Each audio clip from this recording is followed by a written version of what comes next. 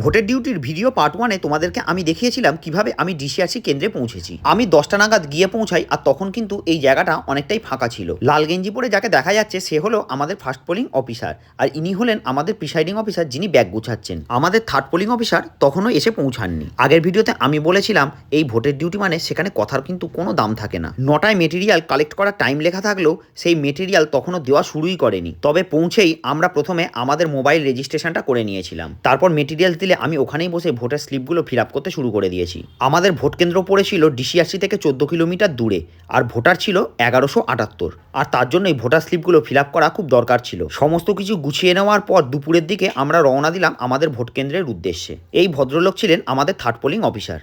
Police tagging থেকে শুরু করে ভেহিক্যাল ট্যাগিং সমস্ত কিছু কমপ্লিট করার পর এবারে আমরা দেখলাম আমাদের জন্য একটা বাস দেওয়া হয়েছে। এখন আমরা যাচ্ছি বাসটা খুঁজে বার করতে, কোথায় বাসটা দাঁড়িয়ে রয়েছে। বাস নম্বর 42 আমাদের জন্য বরাদ্দ হয়েছে। এখানে আরও 3টে পোলিং পার্টি আমাদের সঙ্গে যাবে। যেহেতু একটু গলির ভিতরে ছিল স্কুলটা, তাই বাস থেকে নেমে আমাদের অটো করে নিয়ে যাওয়া হলো স্কুলে।